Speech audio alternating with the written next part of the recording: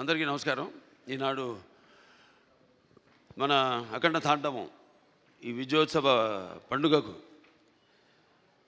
విచ్చేసిన పాత్రికేయ సోదరులకు అందరికీ, ప్రింట్ అండ్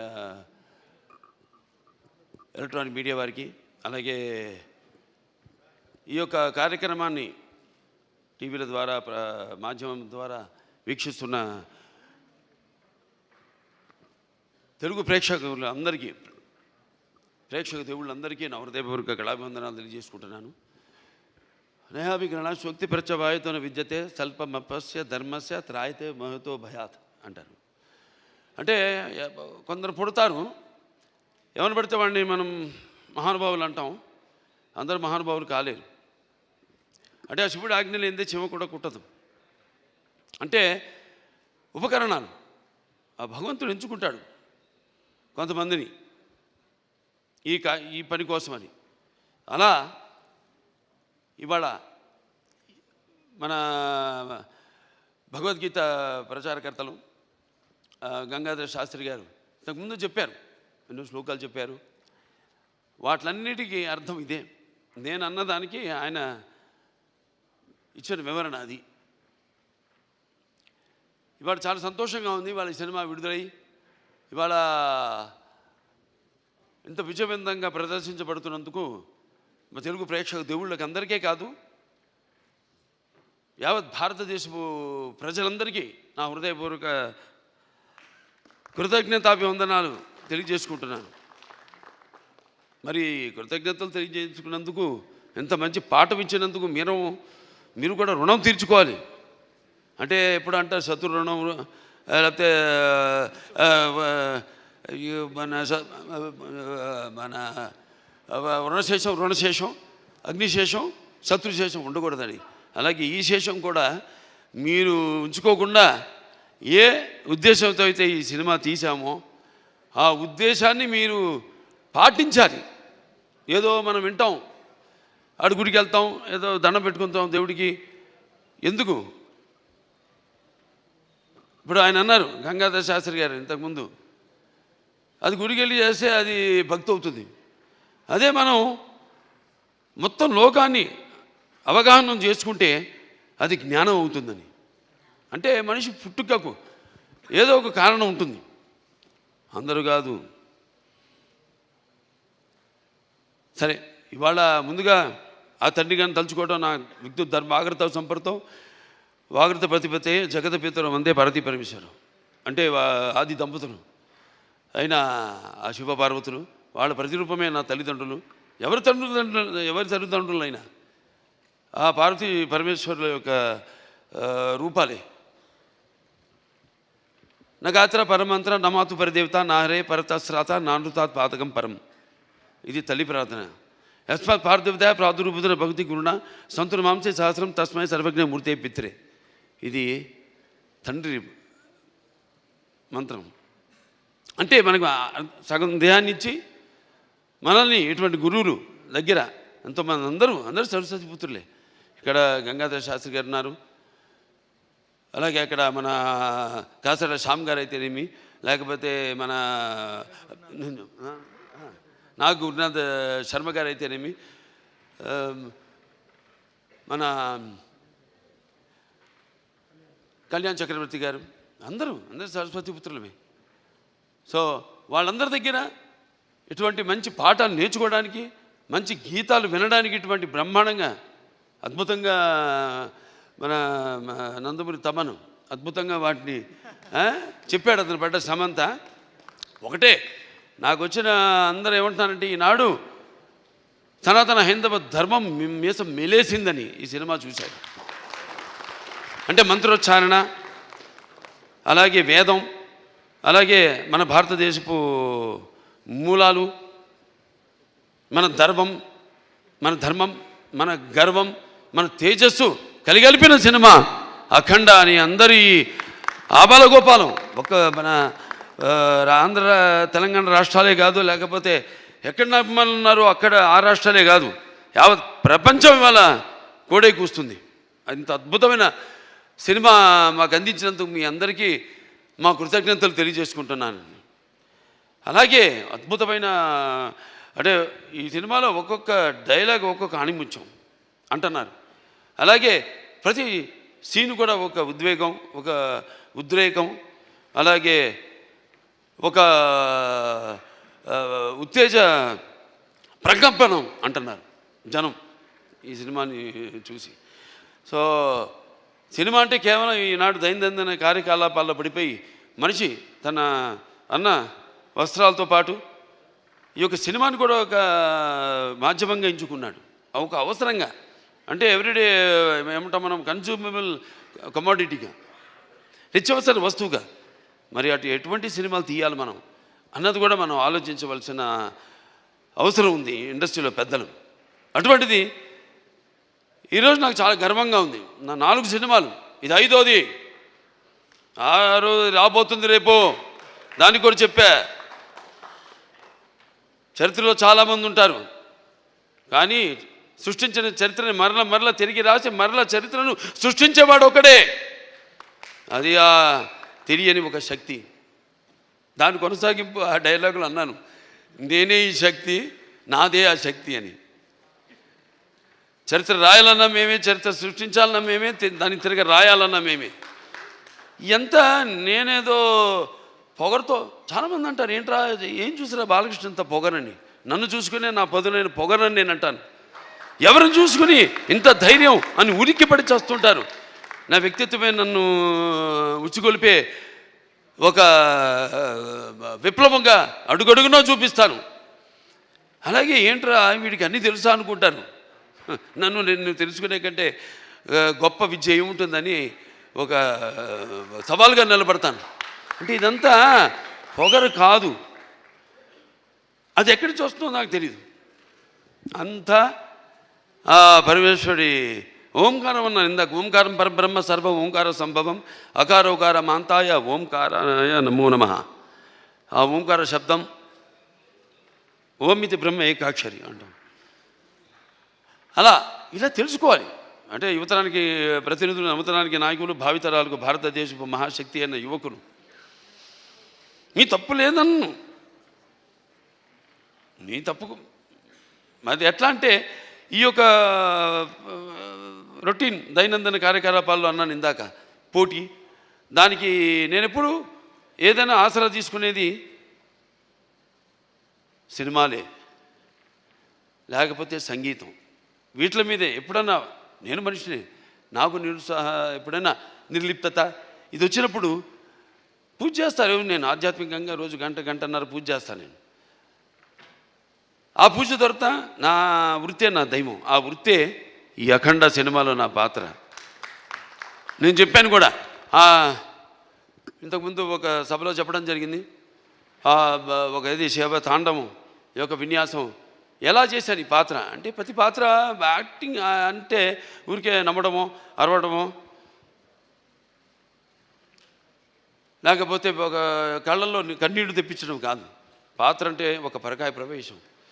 అది ఒక నందమూరి ఎన్టీ రామారావు గారు. ఎందుకంటే నేను చెప్పాను ఇంతకుముందు, ఆయన తలుచుకోకుండా ఏ సభ నేను అంటే నాకు ఇంత ధన్యమైన జన్మనిచ్చి నన్ను మీ అందరి గుండెల్లో ఆయన ప్రతిరూపంగా నిలిపినందుకు,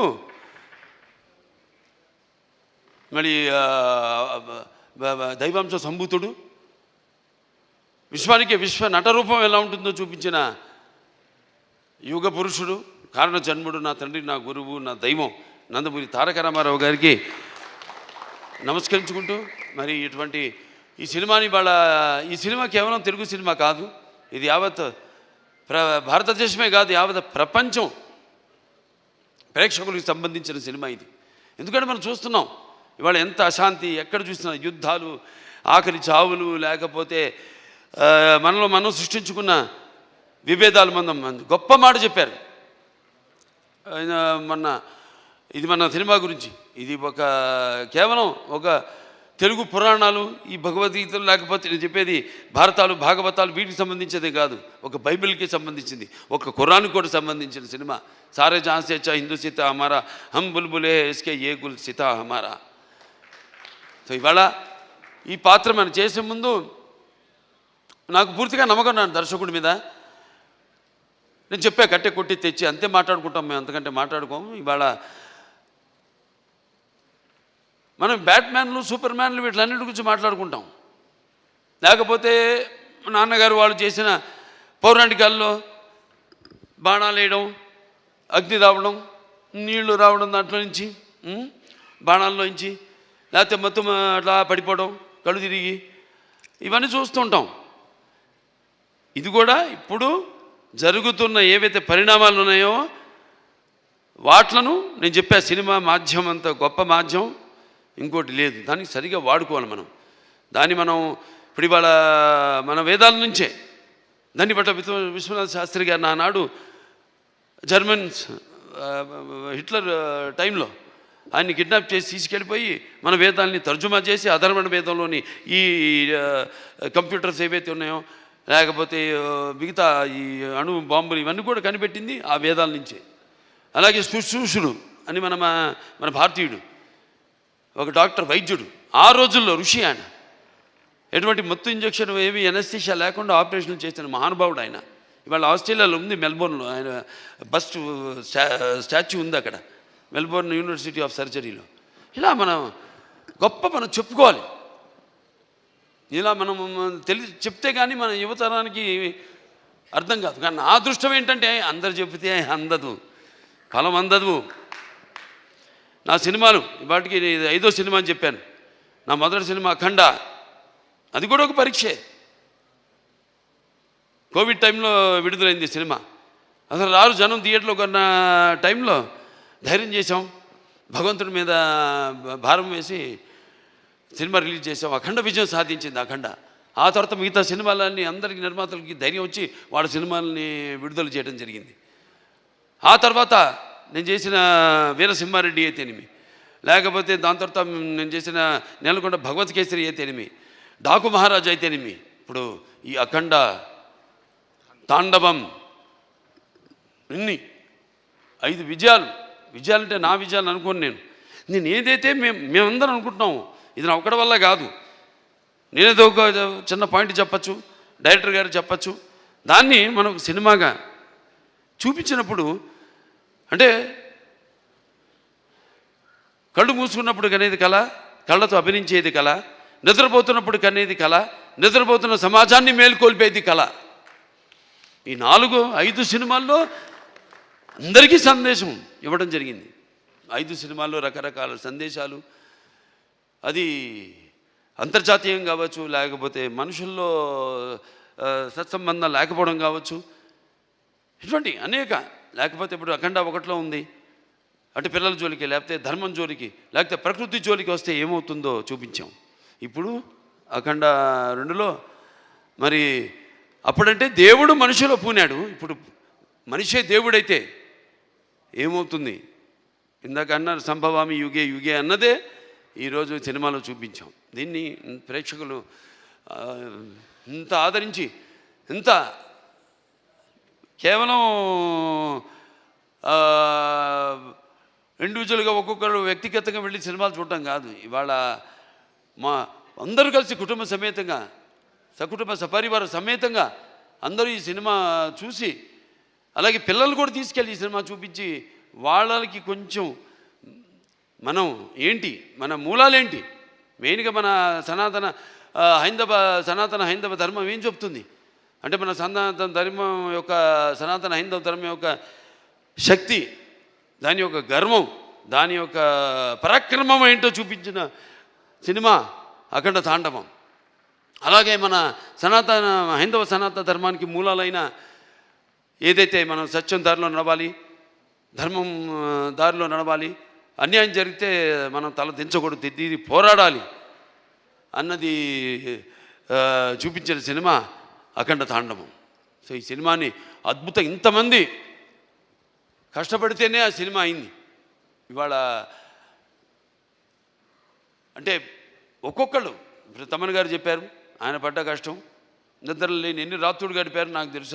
ఆయన సినిమా ఇప్పుడు వచ్చిందని కాదు, వచ్చి దాని ప్రభావం సమాజం మీద ఎంత ఉంది అన్నది చాలా ముఖ్యం.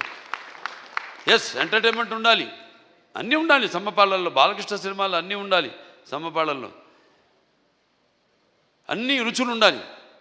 పంచపక్ష పరవాన్నం వడ్డించిన విస్తరిలా ఉండాలి, కాదన్ను. కానీ ఏది ఎంత ఉండాలి, ఎవరు ఏ పాత్రలకి న్యాయం చేస్తారు ఏమిటి అన్నది ఒక్కొక్కటి ఒక్కొక్క పరీక్ష మాకు. అలా ఏదైనా ఏం జరిగినా అంతా ఆ భగవంతుడి మీద భారం వేసి మన పని మనం చిత్తశుద్ధితో చేస్తే ఆ చిత్రం ఒక మంచి సందేశాన్ని ఇటువంటి పరిస్థితుల్లో ఇవ్వడం, దాన్ని ప్రేక్షకులను ఆదరించడం, ఇంత అఖండ విజయం చేయడం మా అందరికి ఎంతో ఒక అనిర్వచనీయమైన అనుభూతిగా ఉంది. మాకు గర్వం చెప్పం, ఇంకా చేస్తాం. ఇవాళ ఈ సభ ఎందుకు పెట్టుకున్నాం? ఓ సినిమా చేసాం, అయిపోయింది. ఆ సినిమా విడుదలయ్యే వరకు ఆ సినిమా ఎలా ఉంటుందా, ప్రేక్షకులు ఎలా ఆదరిస్తారా అని ఎదురు చూస్తూ ఉంటారు అందరూ. సో పిక్చర్ విజయవంతమైనప్పుడు అంటే ప్రేక్షకులు మనం వెన్ను తట్టి ఇలాంటి సినిమాలు ఇంకా మాకు ఇవ్వండి అని వాళ్ళు మనల్ని ఉత్సాహపరిచినట్టే.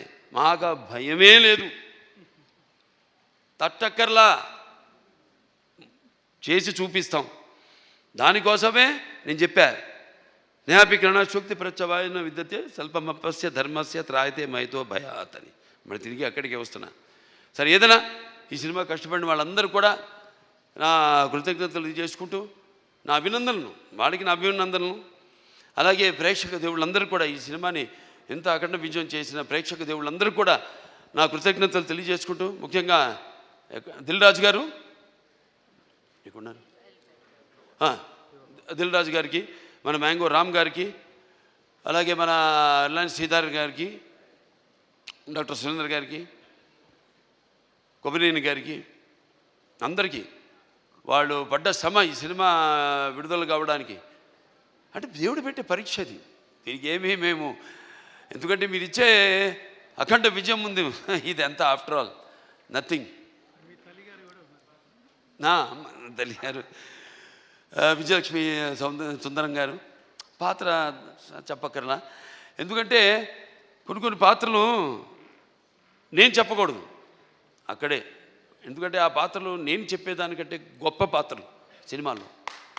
ఆ శివుడే వచ్చి ఆ చితికి నిప్పంటిస్తే స్వామి అని పలకరించి అద్భుతమైన సన్నివేశం ఒక్కటి కాదు, ఆ సినిమాలో అన్ని అద్భుతమైన సన్నివేశాలు ఇందాక చెప్పాను నేను.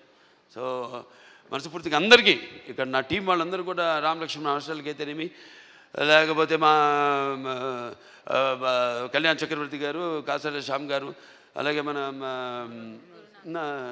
నాకు గురునాథ్ శర్మ గారు, అందరికీ మా డాన్స్ మాస్టర్లు శేఖర్ గారికి అయితేనేమి, భాను మాస్టర్కి అయితేనేమి, అలాగే వాళ్ళ గాత్రం ఇచ్చిన సర్వేపల్లి సిస్టర్స్ అయితేనేమి, లేకపోతే సౌందర్య సిస్టర్స్ అయితేనేమి, కృష్ణ గారు అయితేనేమి, సౌందర్య గారు అయితేనేమి, గంగాధర్ గారి గురించి కొందరి గురించి నేను అన్నాను. నేను చెప్పేటంత వాడిని కాదు, పాత్ర అయినా కానీ సినిమాలో ప్రత్యక్షంగా అయినా కానీ నేను అంత పెద్దోడిని కాదు. మా వాళ్ళ గురించి మాట్లాడాల్సిందంతా ప్రేక్షకుల గురించి అంతే. అదే ఈ సభకు ముఖ్యంగా ఇవాళ జరుపుకోవడానికి, ఈ పండుగ జరుపుకోవడానికి. సో ప్రేక్షకుల దేవుళ్ళందరికీ మరొకసారి నా ఈ ఇంత అఖండమైన విజయాన్ని మీకు మీరు దక్కించుకున్నందుకు, మీకు మీరు ఇచ్చుకున్నందుకు మీ అందరికీ నా అభినందన తెలియజేసుకుంటూ నేను సెలవు తీసుకుంటున్నాను.